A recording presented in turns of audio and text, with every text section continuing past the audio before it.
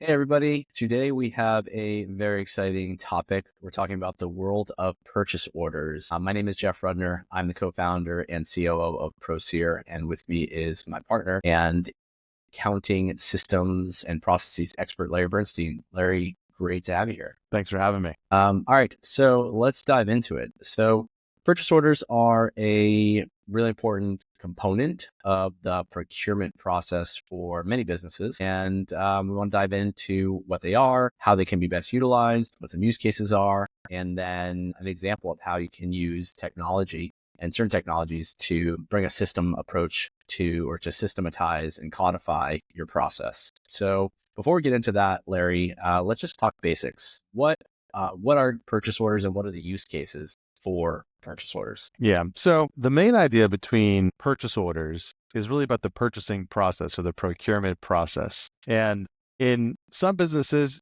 you don't need this. You can just order things from vendors and pay their bills or use your credit card or, automatically debit your bank.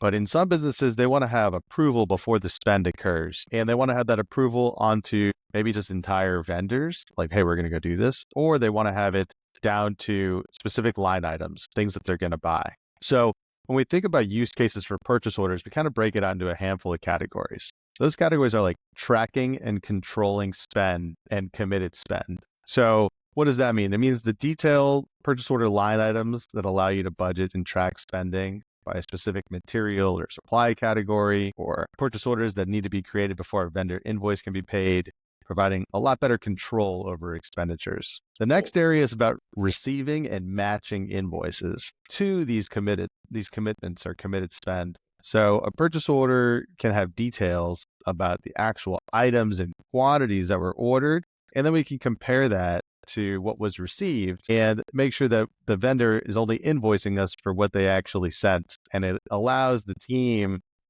especially as the company gets a little bit bigger, to make sure they're only paying for things that they received or things that they actually ordered. And it helps identify and resolve discrepancies between those issues about ordered, received, and billed. All right, awesome. That's a good place to take a pause. So just to kind of distill it down a little bit, talking about companies that are approving spend before they actually agree with the vendor on something, whether that's a contract, whether that's purchasing materials. They have an internal process that goes through at least one level of approval to define what they're purchasing, typically put it into a system or write it down so they have a record of what they're agreeing to spend, right? Is that kind of what we're talking about? Absolutely. I mean, you don't want to accidentally pay for something that nobody approved that you were going to pay for. And you don't want to pay for something where the vendor didn't either complete the work or deliver the product. Awesome. And so you write it down. If you're using an accounting system that supports purchase orders, you put the purchase order process through the accounting system. And then once you receive the actual goods or the services, you compare to what you approved. Is that right? Absolutely. Awesome. Cool. So that's a great use case for it. How do we typically work with vendors in the purchase order process? How does that come into play? Do we have to approve vendors? Is that typically a step in the process? Every company is different, and the amount of control you need can vary from very simple or no control to a lot of control. But, I think whether it's just an AP process or a full purchasing process, one of the most important things you do when you have a new vendor is make sure you have the vendor record complete. So that's like their name and their address and their email and the key contact person. But from an accounting perspective, you also want to make sure you get a W-9. And a W-9 is the tax information, like what's their tax ID and their tax status, so that at the end of the year, if you paid them more than $600, you can issue the 1099. Oftentimes trying to track these vendors down and get their tax ID number after you've paid them can be a challenge. So it's good to get this stuff at the beginning when the vendor is more than happy to give you this because they want to get paid. Now, in some businesses, in addition to those kind of basic vendor record information, they also need to maintain things like a certificate of insurance for a vendor, or a license expiration date, or other kind of key dates for that vendor to make sure that vendor's in compliance for whatever it is that they're doing. And we can add those fields to the vendor record and make sure we collect them at the beginning, and maybe even hold payment to make sure that we have a valid certificate of insurance or a valid license on file that's not expired. Awesome. And we're going to get to a live demo of Sage Intacct and the purchase order workflow that that you built. But in the old days, before software, it'd be a folder in a cabinet, right? For vendors, you have a name on the folder, you'd have a copy of their insurance, you'd have any purchase orders that were approved, and you just kind of put it in a folder. And it's a very manual process, but you're able to codify that in software. We prefer Sage Intacct for this, which we'll get into in a second. But it's really cool to see the use of technology to make life easier and to codify workflow. So I'm excited for you to share that. Let's talk about the purchase order specifically. How is a purchase order useful? Well, a purchase order will make it so that the entire team can be rowing in the same direction. Because without a formal purchase order system, it may be difficult for everyone to know what has been ordered or what has been committed to be spent for each department or each job or whatever area it is that we're talking about. And this could lead to discrepancies when the vendor issues an invoice with the accounting department about, well, should this invoice be paid? And so I think that's really like the key useful piece of this is like, what did we commit to spend? Who approved that commitment? And then when we get that invoice, like, should it be paid or should it be partially paid or something like this? So who's typically involved in the purchase order process, the procurement process that we're talking about here? Yeah, so it all is going to depend on the type of business. But if we're doing purchase orders for customer jobs, let's say we're going to go do a job for a customer, so we want to go buy the supplies for that or buy the subcontractors or things like this, then oftentimes it'll be like a project manager or a sales team who will align the quote from the customer, like the signed quote, and then take all those items and put them onto a purchase order. So that, okay, we have a customer who has approved this spend. Great, let's go buy it from our subs and our vendors. And then once those things are done or received, then it'll move on to the accounts payable department, right? To then go ahead and pay it out. So you got your project manager or department lead or sales team that does the purchase requisition or the initial purchase order or quote. Then the purchasing department, which could be like an office coordinator, an administrative role, who creates the purchase order. Then that purchase order converts to a vendor invoice by the accounting department, and then it goes out to the treasury group or maybe someone else in accounting to actually pay it. And all throughout this, you can have approvals for whether, does this thing advance to the next step? Cool. Now, that's an ideal workflow for big corporations. We work with smaller type mom and pops or medium-sized businesses that might not have all those big departments. And so let's walk through an example of where purchase order process might flow through an SMB, a smaller business. Maybe it's a contractor or a development company or a roofing company, and they have a contract to build something or to build a roof. And how do you build a purchase order process for that? Yeah, so perfect example. Subject matter expert, maybe the salesperson, has a quote. That quote then converts into a purchase order or a commitment. We go out and buy the stuff from the vendors, the subcontractors. When that work is completed, it converts to a vendor invoice. Then we send the payment to the vendor. And that's pretty much it, right? Depending on which seats and who should sit in which seats and which roles, it all is going to depend on the company, but you can easily do this with just 2 or 3 people. Perfect. And so on a very, very granular level, to strip it down and eliminate all the accounting speak, something gets sold, right? Whether that's a repair job on a house, whether it's a new roof, whether it's tile, whatever it is. If someone sells a project and then they have to hire a subcontractor or purchase materials, or purchase software to get that job done. And they want to build an approval flow to make sure that there's a record of what they're buying, whether that's 1,000 tiles. And they want that approved by the company owner beforehand. They put that on a purchase order and say, we need 1,000 tiles. The company owner signs off, and they go and order the tiles from Floor and Decor or whoever they're buying it from. They get the tiles, they install it. Floor and Decor sends them an invoice, bill that gets matched to the purchase order, making sure that they actually got the 1,000 tiles. If there's any discrepancies, we have a record of what you ordered. So that's where the purchase orders are handy. You match the invoice to what you got, the purchase order that you created, and then it can go to payables to get paid. So you can have any flavor of that workflow. That can be a very manual process. We're talking about physical documents, talking about written ledgers, but you can also use software to solve that problem. Is that right, Larry? Make that process a lot easier. Absolutely. And I think, software it can help enforce rules or enforce policy, which then can help reduce errors so that all the required information is entered when it needs to be entered. And the process Perfect. doesn't So advance without it, without following those rules. awesome. So I think you have something prepared for us to show us how software can work through or can be utilized to codify this process. We're using Sage Intacct here. Mind walking us through it? Yeah, absolutely. Let's go ahead and do it. All right, Larry. So you sharing your screen here. What are we looking at? So what we're looking at here is a report in Sage Intacct. And this is a custom report that we put onto a dashboard. And all that sounds fancy, but it's really not.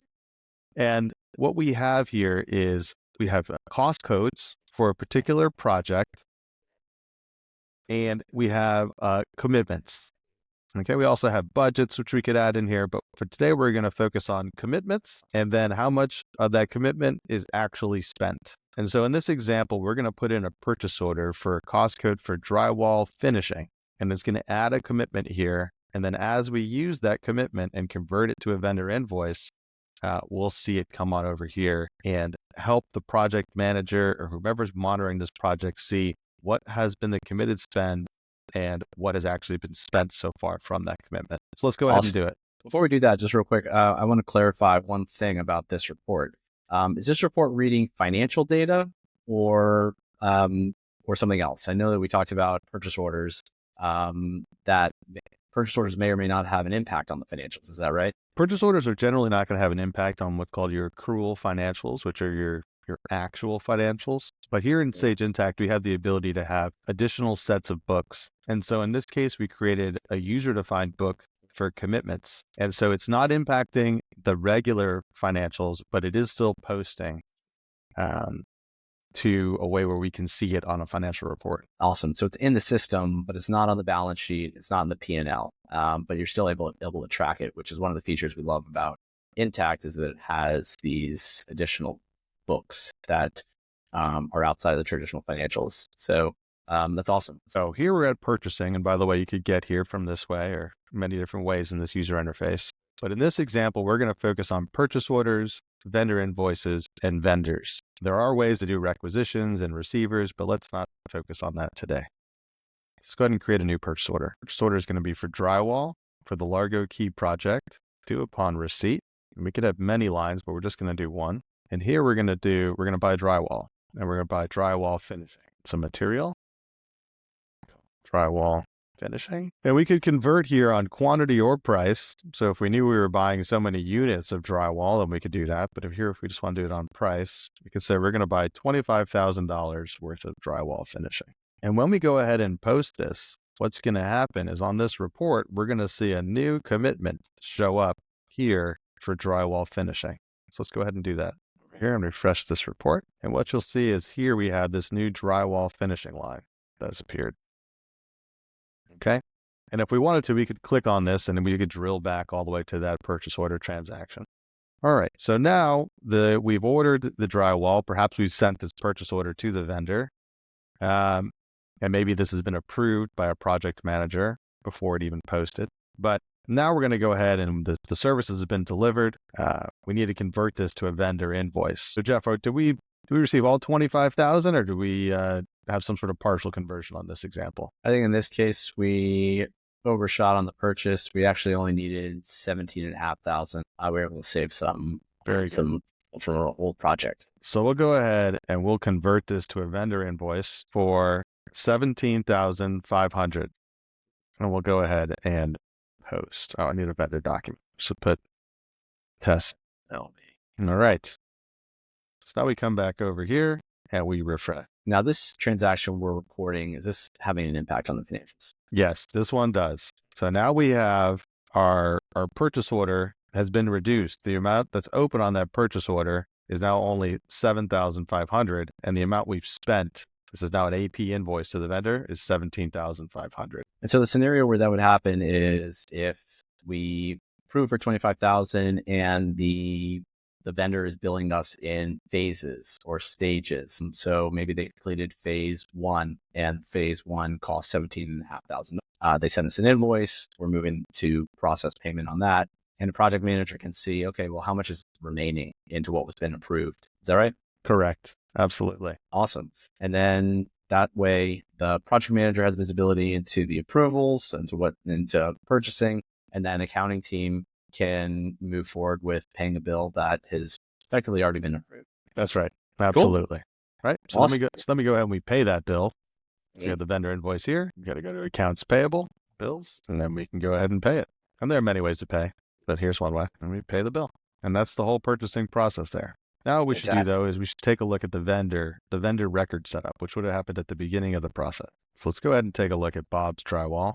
And by the way, there's a really great uh, lister interface now where you can move things around and add custom fields. So here on Bob's Drywall, standard functionality would allow you to have, the vendor name and information, all the things you would expect. But one of the powers of Intact is we can go ahead and we can add custom fields. So in this case, the customer wanted to track certificate of insurance expiration dates, state license expiration dates, and maybe even a few more. And so what we did is we added these as custom fields.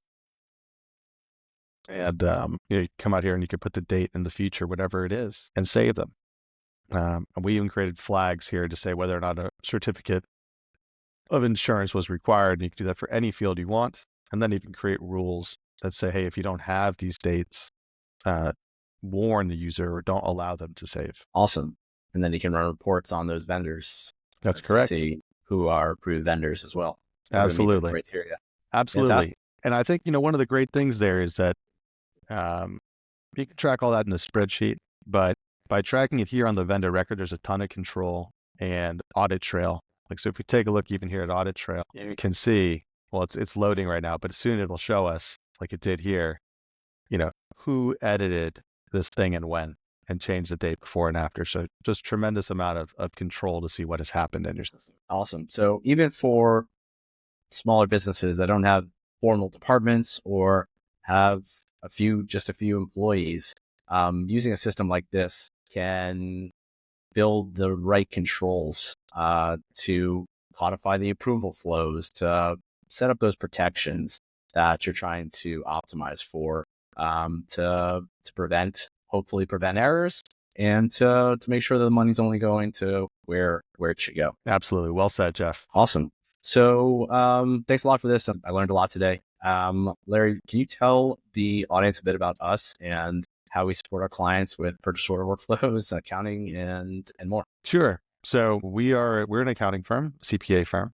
We're also Sage Intact accounting partners and QuickBooks Pro advisors. So we can help you figure out how best to set up your accounting infrastructure on either one of those platforms, or decide that either one of those platforms is not the right fit for you. Then once we do that, we can run through a process mapping exercise and go ahead and deploy these systems, and then even run them on your behalf afterward as your outsourced accounting department, which then can also lead into tax advisory and income tax compliance. So there's a lot we can do, and we love helping in this area. Cool.